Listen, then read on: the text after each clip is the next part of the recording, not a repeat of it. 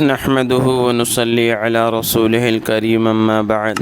معزز سامعین، آقا نامدار تاجدار مدینہ احمد مجتبی محمد مصطفیٰ جناب رسول اللہ صلی اللہ علیہ وسلم ہم سب کے لیے رہبر اور ہم سب کے لیے نمونہ ہیں۔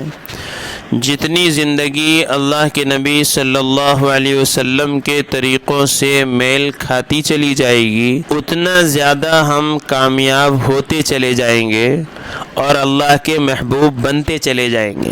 اس لیے کہ اللہ پاک نے فرمایا قُلْ إِن كُنتُمْ تُحِبُّونَ اللَّهَ فَاتَّبِعُونِي، اگر تم اللہ کے محبوب بننا چاہتے ہو تو رسول اللہ صلی اللہ علیہ وسلم کی اتباع کرو۔ تو ہر موقع پر، ہر لمحے میں وَمَا آتَاكُمُ الرَّسُولُ فَخُذُوهُ وَمَا نَهَاكُمْ عَنْهُ فَانْتَهُوا، جو رسول دیں اس کو لے لو، جس سے روکے منع کریں اس سے رک جاؤ۔ اللہ کے نبی صلی اللہ علیہ وسلم کی ہر ادا ہمارے لیے راہ عمل ہے۔ آج میں اللہ کے نبی صلی اللہ علیہ وسلم کی 10 عادتوں کا ذکر کروں گا۔ ویسے تو اللہ کے نبی صلی اللہ علیہ وسلم کی پوری زندگی ہمارے لیے رحمت، سراپا رحمت اور ہماری رہبری کے لیے ہے۔ حضرت عائشہ رضی اللہ تعالی عنہا سے کسی نے پوچھا کہ اللہ کے نبی صلی اللہ علیہ وسلم کی زندگی کے بارے میں، آپ کے اخلاق کے بارے میں، تو فرمایا تم نے قرآن نہیں پڑھا کہ جو کچھ صفحات قرآن میں وہی سب کچھ لمحات حیات میں، یعنی جو کچھ قرآن میں وہ سارا کے سارا اللہ کے نبی صلی اللہ علیہ وسلم کی زندگی میں۔ تو میں آج اللہ کے نبی صلی اللہ علیہ وسلم کی 10 عادتیں مبارکہ کا ذکر کروں گا کہ جو اللہ کے نبی صلی اللہ علیہ وسلم کی عادتیں ہیں، اگر ان کو اپنایا جائے تو دنیا کا فائدہ تو ملے گا ہی ملے گا۔ آج باطل اپنی پوری طاقت اس پر لگا رہا ہے کہ ہمارے سامنے سنتوں کے فائدے بتاتا ہے کہ یہ کرو گے تو یہ فائدہ ہوگا، یہ کرو گے تو یہ فائدہ ہوگا، تو ہم بجائے اس کو سنت سمجھ کے عمل کرنے کے اپنی صحت بنانے کی نیت سے عمل کر رہے ہیں، تو صحت تو بن رہی ہے، سنت کا ثواب نہیں مل رہا ہے۔ تو ہم تو سنت کی نیت سے عمل کریں گے۔ آدمی بھینس خریدتا ہے دودھ کے لیے، گوبر کے لیے نہیں۔ یہ دیکھتا ہے کہ دودھ کتنا دیتی ہے، گوبر کے فری میں آتا ہے۔ تو ایسے ہی ہم سنت پر جب عمل کریں گے تو ظاہر سی بات ہے کہ اللہ کے نبی صلی اللہ علیہ وسلم کی ہر عادت، ہر سنت، اس میں دنیا کا بھی نفع ہے اور آخرت کا بھی نفع ہے۔ اللہ کے نبی صلی اللہ علیہ وسلم کی پہلی عادت، آپ صبح جلدی اٹھا کرتے تھے۔ آج ہمارے معاشرے میں بہت کمی ہے۔ آپ غیروں کے محلے میں جائیے، صبح لوگ جاگتے ہوئے نظر آئیں گے، اور ہمارے محلے میں جائیے پورے سوتے پڑے ہوئے نظر آئیں گے۔ صبح کا سونا انتہائی نقصان دہ ہے۔ آدمی کی روزی روک دی جاتی ہے صبح کے سونے والوں کی۔ تو اللہ کے نبی صلی اللہ علیہ وسلم کے بارے میں آتا ہے کہ آپ کی تو تہجد بھی قضا نہیں ہوتی تھی۔ فجر کی بات نہیں کر رہا میں، تہجد بھی قضا نہیں ہوتی تھی، اور ہمارا حال یہ ہے کہ دنوں دن گزر جاتے ہیں، فجر کے بھی پتے نہیں ہیں۔ اسی لیے کسی محقق نے کہا کہ جتنی مسلمانوں کی تعداد جمعے کی نماز میں ہوتی ہے، اگر اتنی تعداد فجر میں ہو جائے تو حالات بدل جائیں گے۔ تو صبح جلدی اٹھنا، سورج نکلنے سے کچھ وقت پہلے اور سورج نکلنے کے 1 گھنٹے بعد تک کا وقت ایسا ہوتا ہے کہ اس میں آکسیجن کا لیول زیادہ ہوتا ہے، اور آج تو سائنس یہ ساری چیزوں کو پروف کر رہی ہے کہ 24 گھنٹے میں یہ بہترین وقت ہوتا ہے جس میں آپ کو زیادہ سے زیادہ آکسیجن ملتی ہے۔ تو اپنی صحت مند زندگی کے لیے یہ وقت کو سوتے ہوئے نہیں، جاگتے ہوئے گزارنا چاہیے، اللہ کے ذکر میں گزارنا چاہیے۔ ایسے اللہ کے نبی صلی اللہ علیہ وسلم جب سو کر اٹھتے تھے تو آپ اپنی آنکھوں کا مساج کرتے تھے۔ جنرلی آدمی جب نیند سے اٹھتا ہے تو اس کے سسٹم کو بحال ہونے کے لیے 11 سے 12 منٹ لگتے ہیں۔ اگر آپ اپنی آنکھوں کا مساج کر لیتے ہیں تو یہ عمل 10 سے 15 سیکنڈ میں پورا ہو جاتا ہے۔ تو یہ اللہ کے نبی صلی اللہ علیہ وسلم کی ایک عادت مبارکہ تھے کہ آپ جب اٹھتے تھے تو آنکھوں کا مساج کرتے تھے۔ اسی طرح تیسری عادت، اللہ کے نبی صلی اللہ علیہ وسلم جب سو کر اٹھتے تھے تو آپ بستر پر کچھ دیر کے لیے بیٹھتے تھے، فوراً ایک دم سے کھڑے نہیں ہو جاتے تھے۔ تو رسول اللہ صلی اللہ علیہ وسلم بستر پر کچھ دیر بیٹھتے تھے، اور معمول تھا کہ آپ 3 دفعہ سورہ اخلاص پڑھتے تھے، جس کو پڑھنے میں تقریباً 1 منٹ تو لگتا ہی ہے۔ آج میڈیکل سائنس یہ بتاتی ہے کہ ہمارے دماغ میں ایک کیپلری ہے، جس کو ایک حصے سے دوسرے حصے کے لیے بلڈ کے لیے ایک پل بنتا ہے۔ اس طرح اس پل کے ذریعے سے ہی ہمارے دماغ کو بلڈ کی سپلائی ہوتی ہے، جہاں سے پھر ہمارے تمام تر اعصاب یعنی پورے جسم کو کنٹرول ہوتا ہے۔ اگر کوئی شخص صبح بیدار ہوتے ہی ایک دم اٹھ کر چل دے تو ابھی برین میں بلڈ کی سپلائی شروع نہیں ہو پاتی، تو چانسز ہیں برین ہیمریج ہونے کے، چانسز ہیں فالج ہونے کے۔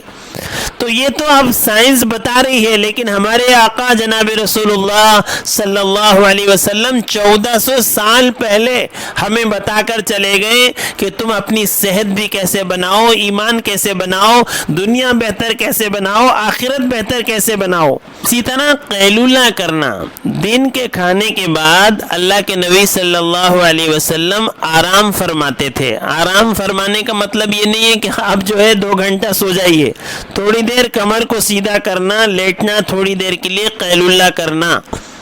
ریسرچر کہتے ہیں کہ جب آدمی لنچ کرتا ہے تو تھوڑا سا اس کا الکوہل، اس کا معدہ جو ہے الکوہل پیدا کرتا ہے، جس کی وجہ سے طبیعت تھوڑی سی بوجھل ہو جاتی ہے۔ تو اگر تھوڑی دیر آدمی لیٹ لے، قیلولہ کر لے، تو طبیعت آدمی کی فریش ہو جاتی ہے اور وہ فریشنس محسوس کرتا ہے، جو اللہ کے نبی صلی اللہ علیہ وسلم نے 1400 سال پہلے ہم کو بتایا تھا۔ اور آپ غور کریں تو آپ کو معلوم ہوگا کہ جو ڈیولپ کنٹری ہیں ان میں خاص طور پر اس پر عمل ہوتا ہے۔ 1 سے 3 بجے کے بیچ یا 1 سے 2 بجے کے بیچ لنچ کا بریک دیا جاتا ہے، تاکہ اس ٹائم میں آدمی لنچ بھی کر لے، قیلولہ بھی کر لے، اور دوبارہ سے اس کو کام کرنے کے لیے فریشنس آ جائے۔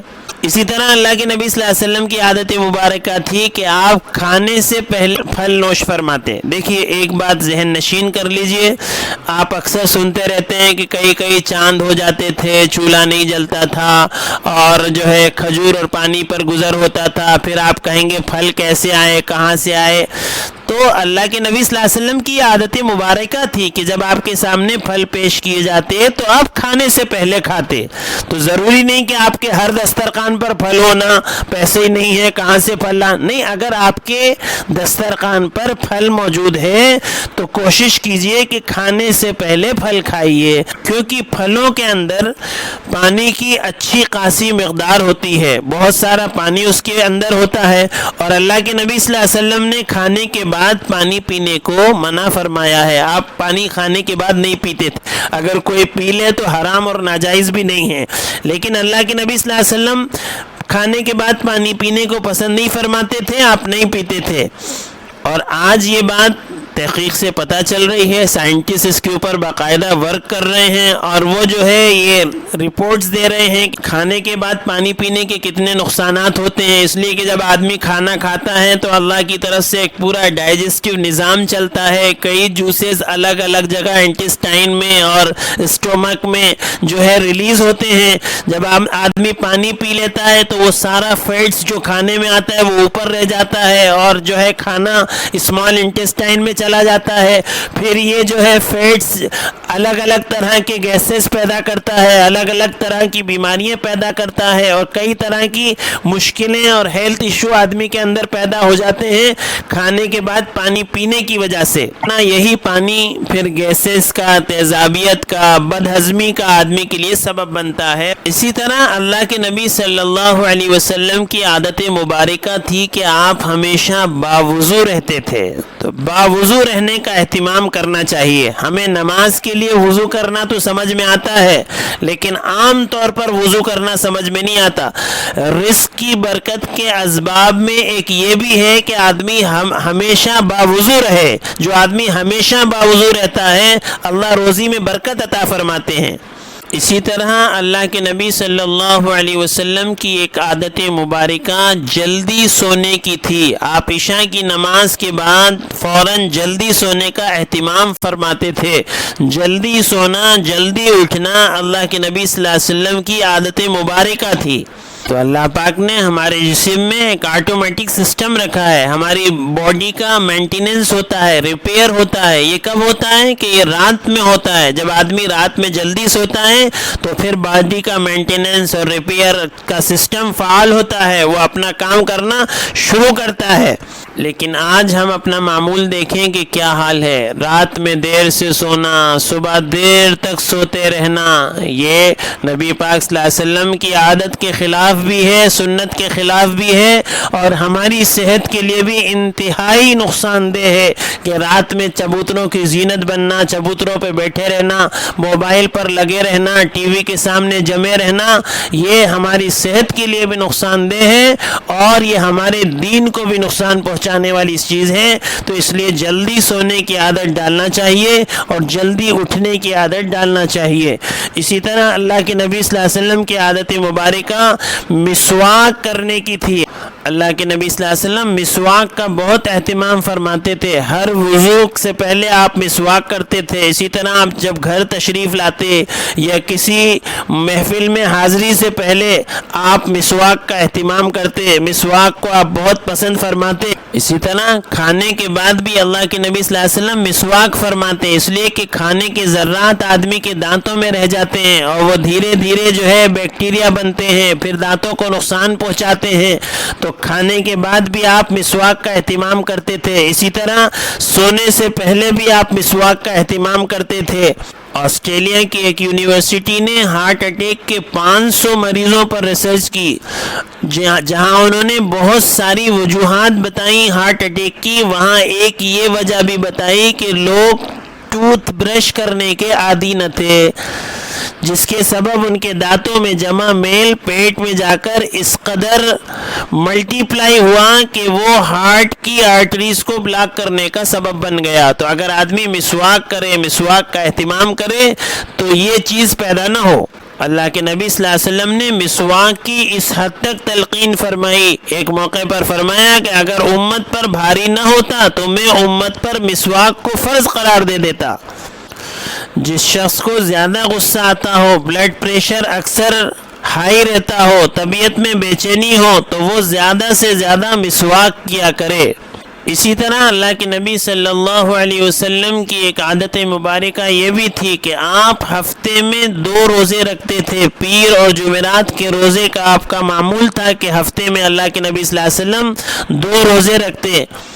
یہ انسانی جسم کو صحت مند رکھنے کا بہت عظیم راز ہے۔ ہوتا یہ ہے کہ جب ہم معمول کے مطابق اپنی ضرورت سے زیادہ کھانا کھاتے رہتے ہیں، ہماری عادت ہے جان جائے خرابی سے ہاتھ نہ اٹھے، رکابی سے کھا لو جتنا کھانا ہے، پھر پتہ نہیں ملے نہ ملے۔ تو جب ہم ضرورت سے زیادہ کھانا کھا لیتے ہیں تو یہ جسم میں ایکسٹرا پروٹین فیٹس اکٹھے ہوتے چلے جاتے ہیں اور یہ مختلف بیماریوں کا پھر سبب بنتے ہیں۔ آج کی عام بیماریاں جو ہیں، شوگر ہے، کولیسٹرول ہے، بلڈ پریشر ہے، اس کی بنیادی وجہ جو ہے ایکسٹرا فیٹ ہے۔ اس لیے کہ باڈی کو جتنا لینا ہوتا ہے وہ لے لیتی ہے، باقی سب فیٹ کی شکل اختیار کرتا ہے، جس کے ذریعے سے دنیا بھر کے کمپلیکیشن ہوتے ہیں۔ تو یہ کچھ عادتیں مبارکہ ہیں جو میں نے آپ کے سامنے عرض کی۔ اللہ تعالی ہم سب کو عمل کی توفیق عطا فرمائے۔ وآخر الدعوانا ان الحمد للہ رب العالمین۔